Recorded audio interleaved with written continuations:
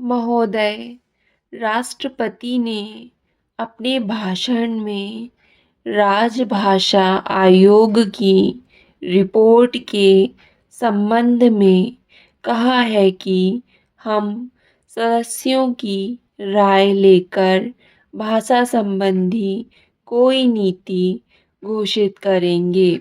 मैं समझता हूँ कि भाषा का प्रश्न इतना जटिल नहीं था जितना कि उसको बना दिया गया है। इस जटिलता को लाने में जहाँ उन लोगों का हाथ है जो सरकार में नहीं है, वहाँ इसमें भारत सरकार की भी बड़ी जिम्मेदारी है। मुझे वह दिन याद है जब मैं छोटा था और देश गुलाम था। उस वक्त महात्मा गांधी हिंदी के संबंध में चर्चा करते थे और उनकी कृपा के फलस्वरूप और उनके प्रयास के फलस्वरूप सभी प्रांतों में हिंदी की सभाएं खोली गईं और वहाँ हिंदी का प्रचार किया गया। उस समय हम अंग्रेजों के गुलाम थे और अंग्रेजों ने ही हमारी राजभाषा अंग्रेजी घोषित कर रखी थी। तब हम अंग्रेजी से दूर थे और हिंदी के निकट थे। लेकिन आज जब हमारी अपनी सरकार है, अपना शासन है, हम हिंदी से दूर होते चले जा रहे हैं। एक समय था जब देश में हिंदी के संबंध में एक मत था। जब देश स्वतंत्र हुआ, उस समय हिंदी के संबंध में घोषणा हो जानी चाहिए थी, लेकिन उस समय सरकार चुप हो गई। अब जो देर हो रही है, इससे भाषा संबंधी समस्याएं बढ़ती जा रही हैं। मैं नम्रता के साथ सदन के सदस्यों के सम्मुख यह निवेदन करना चाहूँगा कि कितनी विचित्र स्थिति है कि आज हमको अंग्रेजी भाषा का मोह पैदा हो गया है। आज हिंदी देश की मुख्य भाषा है। इसमें कोई दो मत नहीं हो सकते। यह सबसे अधिक बोले जाने वाली भाषा है। आज इसका विरोध बढ़ता जा रहा है। कुछ ऐसी बातें हो रही है जिससे मालूम होता है कि हिंदी का विरोध प्रादेशिक भाषाओं से है, लेकिन ऐसा नहीं है। सच पूछा जाए तो बात यह है कि अंग्रेजी भाषा के स्थान पर हिंदी को लागू करने का प्रश्न है।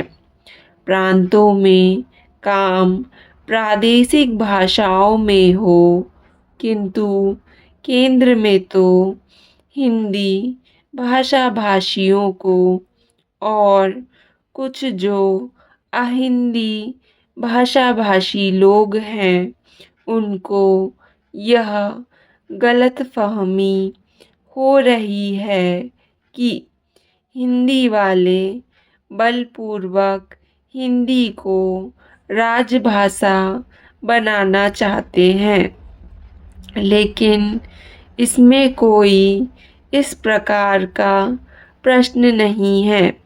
यह तो केवल आपस में समझने का प्रश्न है। किसी स्वतंत्र देश में ऐसा नहीं है।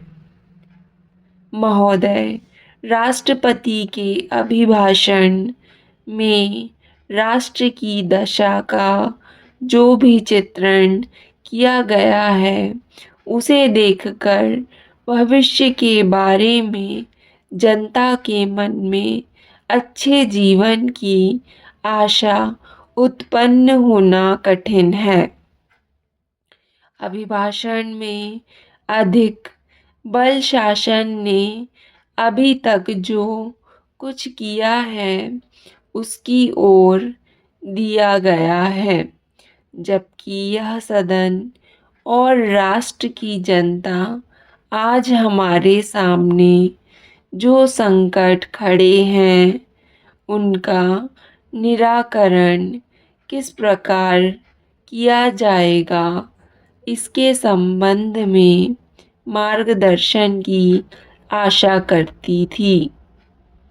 राष्ट्र जीवन के भिन्न भिन्न क्षेत्रों में सरकार द्वारा अपनाई गई नीतियों के जो परिणाम हुए हैं वे हमारे सामने हैं और मुझे यह देखकर बड़ा दुख हुआ है कि राष्ट्रपति महोदय के अभिभाषण में राष्ट्र की सुरक्षा के लिए, एकता के लिए जो नए नए संकट खड़े हो रहे हैं उनका कोई उल्लेख नहीं किया गया है।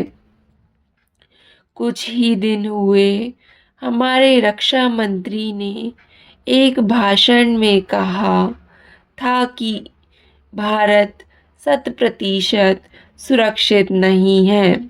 किसी देश का रक्षा मंत्री सार्वजनिक रूप से इस तरह के विचार व्यक्त करे तो यह प्रश्न स्वाभाविक रूप से खड़ा होता है कि राष्ट्र की सुरक्षा की ओर, जो कि सर्वोपरि है, ध्यान देने के लिए पूरा प्रयत्न क्यों नहीं किया गया। सभी जानते हैं कि सुरक्षा के लिए जो भी संकट है वह हमारे पड़ोसी से है और वह पड़ोसी आणविक शस्त्रों की मांग कर रहा है। वे शस्त्र किस के विरुद्ध काम में लाए जाएंगे, इसके संबंध में किसी को संदेह नहीं है, किंतु प्रश्न यह है, क्या हमारा सैनिक बल, हमारा साज सामान किसी भी आक्रमण का सफलतापूर्वक सामना करने में समर्थ है।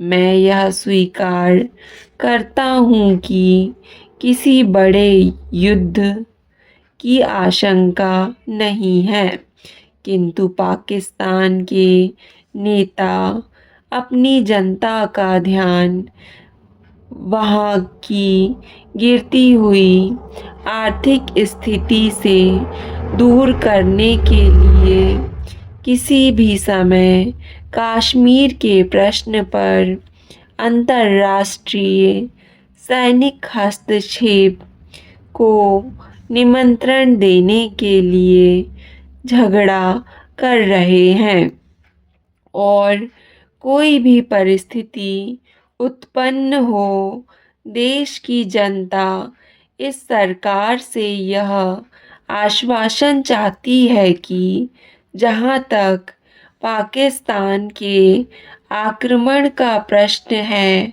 भारत 100% सुरक्षित है। इस संबंध में सरकार को जनता के मन में विश्वास उत्पन्न करने का प्रयत्न करना चाहिए। जहाँ तक कश्मीर का प्रश्न है, सरकार किसी भी अन्य विदेशी शक्ति से वार्ता करने के लिए तैयार नहीं है।